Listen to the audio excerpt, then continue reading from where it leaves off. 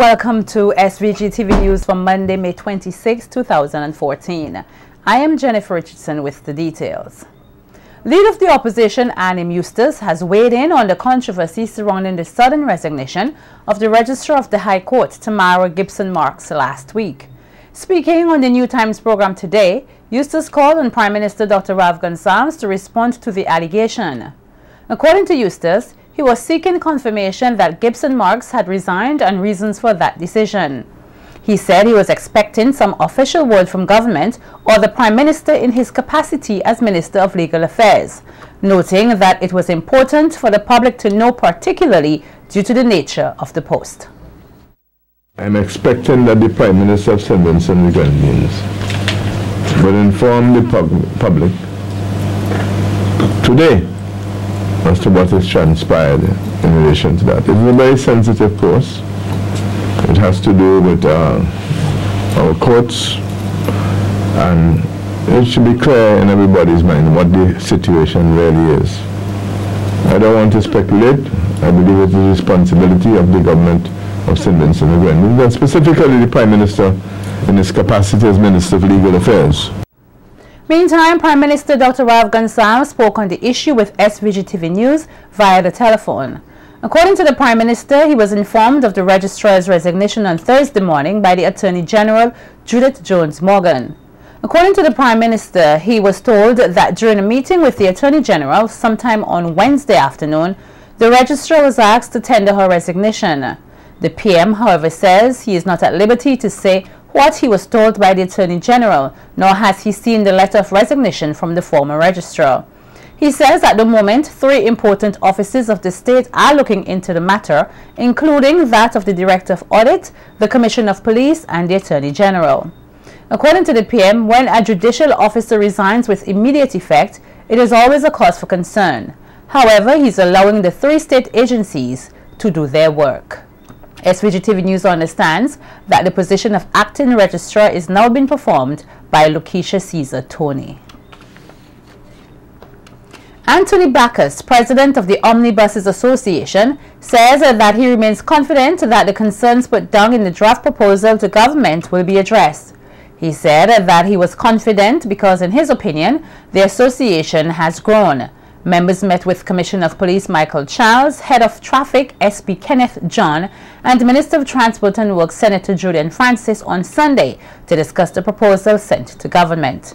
Among the issues in the proposal that have been put to government for consideration, according to Bacchus, are duty-free Hancock tires, priority omnibus routes during rush hour, and an end to police harassment.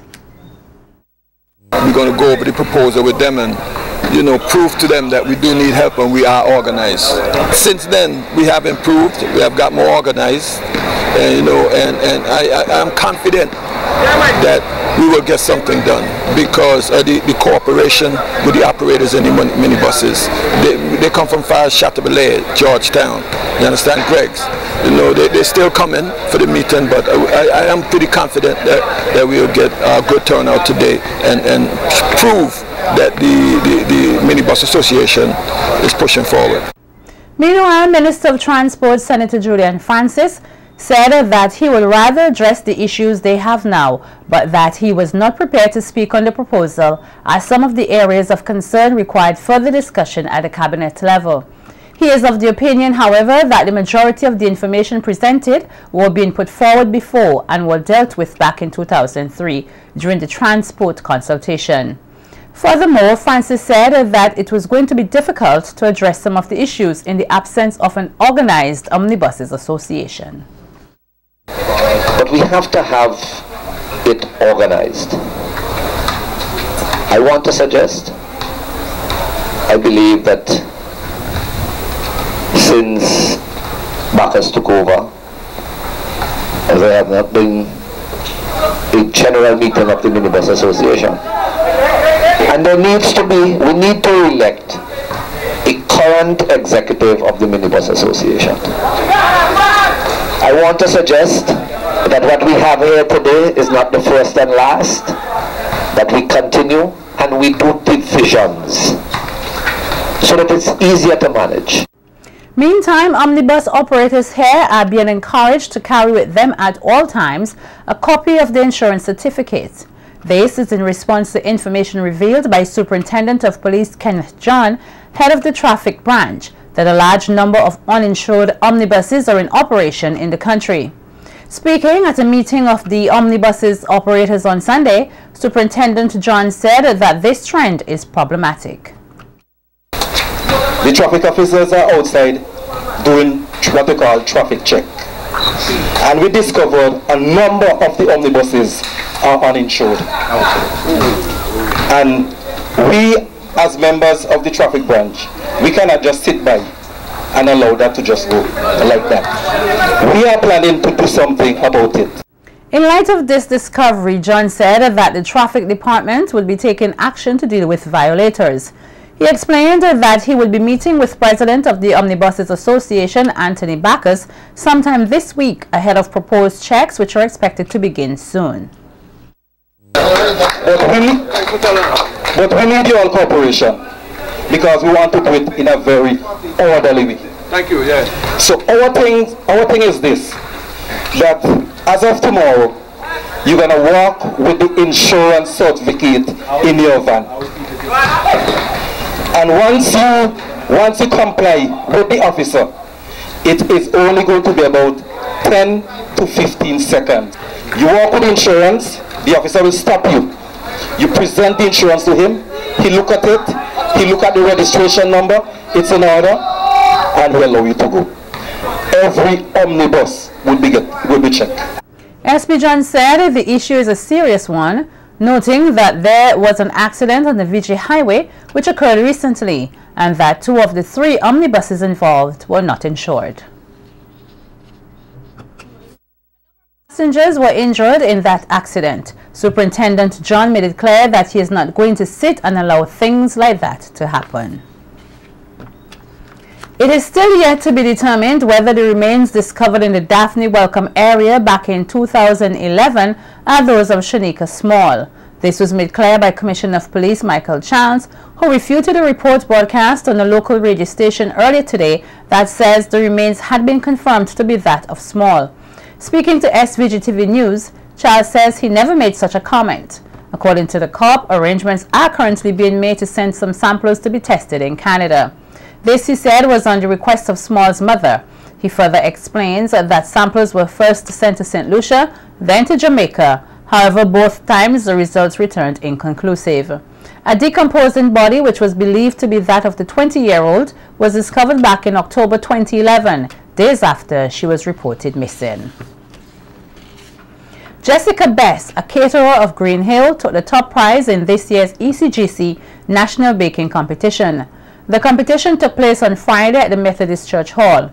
Kristen John Dean has more in this report.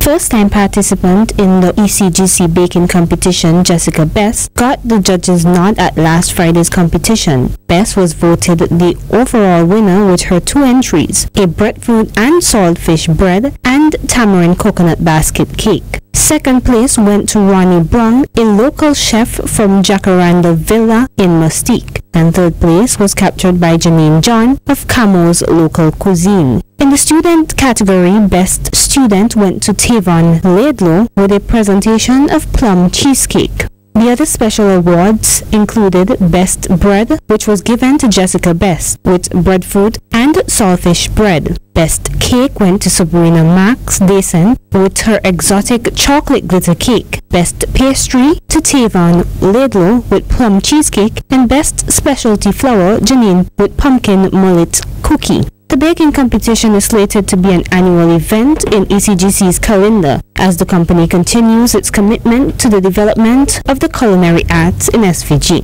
Kristen John Dean reporting for SVG-TV News. Meantime, CEO of ECGC Osborne Davy says the company prides itself on promoting technical support to bakers both locally and regionally, which he says works to the mutual benefit of all parties. The competition started in 2004, but it lapsed for a while and recommenced in 2011. And we can safely say it is now a fixture of the ECGC annual marketing calendar.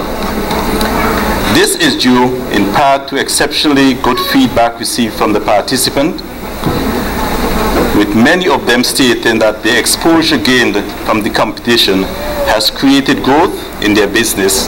Some participants have increased their orders and gained new opportunities to the trade with supermarkets throughout the island. And this is what ECGC likes to hear. And it's now a win-win situation for all involved. He told the participants that baking is a very noble profession and one that can be profitable. With the right approach to training and innovativeness, this competition serves to bring out the creativeness in our bakers, and there are very few boundaries when it comes to creating new products. It is in this light that we like to give special commendation to the students and school who enter the competition. Not only the zonal winners who are here today, but all of the other students who competed with their zones. A report coming to hand indicates that a lime worker died while on the job at one of its transmission sites at Mount St. Andrew. We'll have more on this developing story in a subsequent newscast.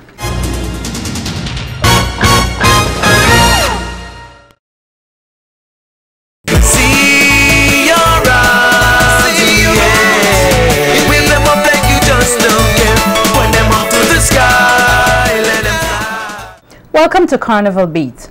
The Carnival Bands Association, the CBA, says the Carnival Development Corporation breached a verbal contract with 8 of its members when they were booted out of the Miss SVG pageant this Saturday to be staged at Carnival City Victoria Park.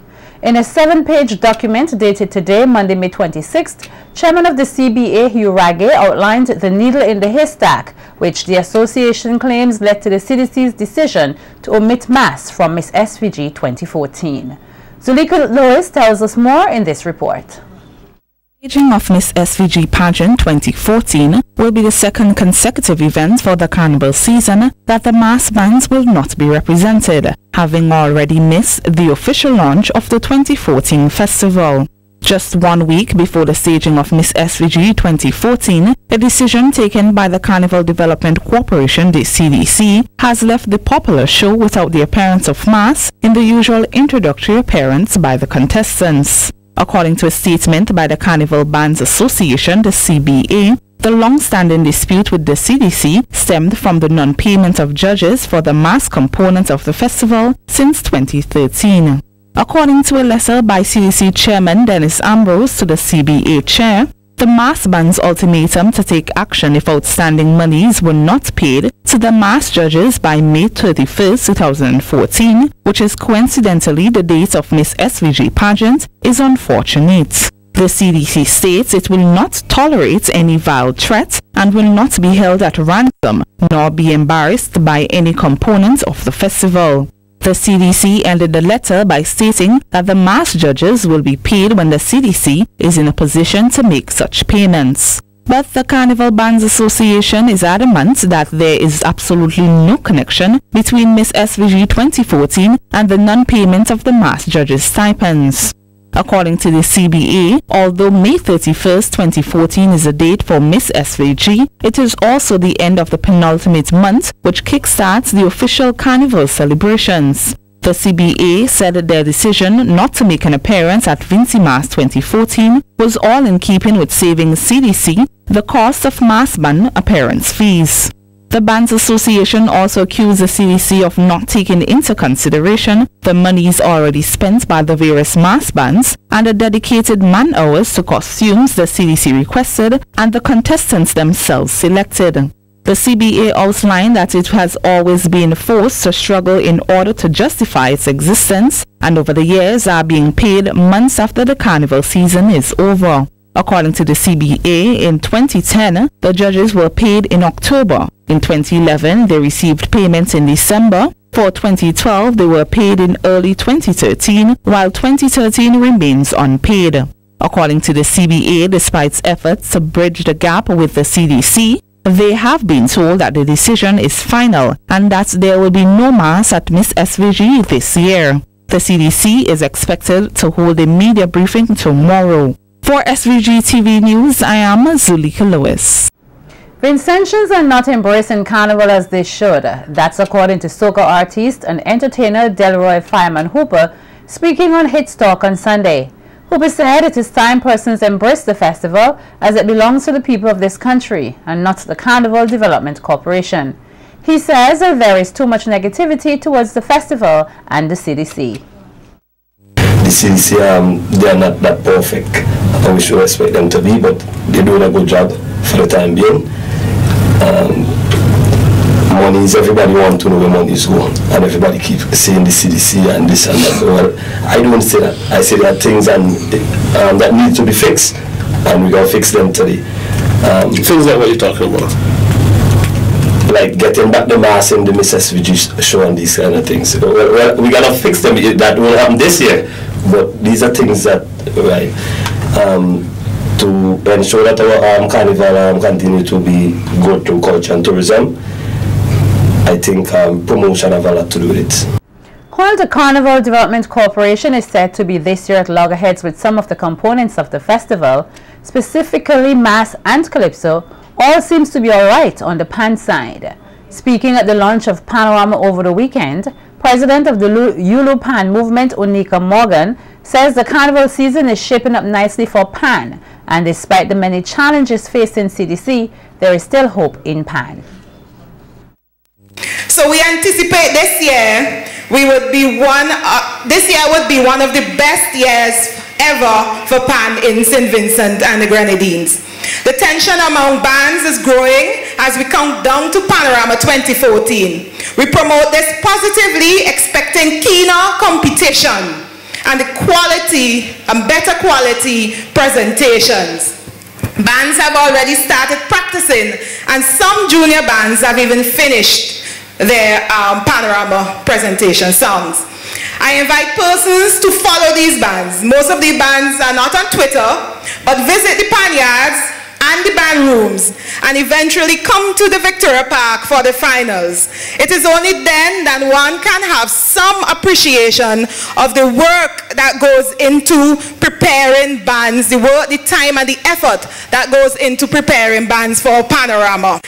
And the CEO of the CDC, Ashford Wood, says he is pleased to see a minimum of 12 junior pan sides and 8 senior steel orchestras participating in the 2014 Panorama competition. However, Wood says that there is a great need for more persons to patronize the various pan sides. Let us just imagine if we can have 300 persons following each pan side to the Panorama competition. That's a total of 2,400 persons in Victoria Park. So my challenge to the panists, to the pan players, is to let us work on our communities, because we are mostly community-based pan sides, or steel orchestras. I have just been reminded. Let us work on getting more persons in the communities to follow us, to become a part of the organization. That, even though we have to do it like the politicians do it, from house to house, so that when you come to Victoria Park, not only would they be rooting for you, but you would be able to show a following and the Panorama that would surpass any other activity organized by Mass. Drinkers of Highland Beer are again this year being granted the opportunity to win a car compliments to St. Vincent Brewery. This time it's a BMW Z4. The St. Vincent Brewery last Friday, May 23rd, officially launched its carnival promotion dubbed Unlock Your Carnival with Highland Beer. And Operations Commercial Manager at the St. Vincent Brewery, Shafia London Williams, says while the end of Vincy Mass 2014 will see one lucky beer drinker walking away with the grand prize in the form of a BMW Z4, there are a number of other prizes that are up for grabs over the next few weeks. Anybody, once you drink Iron, you have a chance to walk away with that car. Now the Unlock Your Crown promotion, basically what it is that this year, when you purchase Iron, and I need you to listen carefully, because you know Hyrule love to give away things. So tonight, things that I say, we're going to give away based on what I say to you. So, in order for you to win this car, when you buy a Hyrule, you look under the crown. Do not throw away those crowns. Some of your crowns will have cash that you can redeem instantly. We know some of us, it's difficult for us and we need some quick money. Hyrule is giving you that by just buying a single bottle. Under the crown is cash. You can also walk away with credit from Lime. London Williams says persons can also win show tickets as part of the Unlock Your Carnival promotion. Compliments Hyrule, you can go to all of the Carnival shows absolutely free. Under the crown is going to say a show ticket. But there's also free Hyrule Bear under the crown. So you would see a free 6-pack or a free single bottle. Anyone, you just give it to one of our salesmen and they'll give you the Hyrule in exchange for that little crown. Now, and we have about 500 cases of product to give away under those crowns. So almost every one of you is going to win by the end of Carnival. I can promise you that. Right? We hold our own. But what is best is last year you saw a hand. This year, if you see the image of a door, remember the name is Unlock Your Carnival. So when you unlock your door, anything could be inside. So look under your crown. If you see a door, that door is your magic ticket. It is worth that car eventually if you're lucky.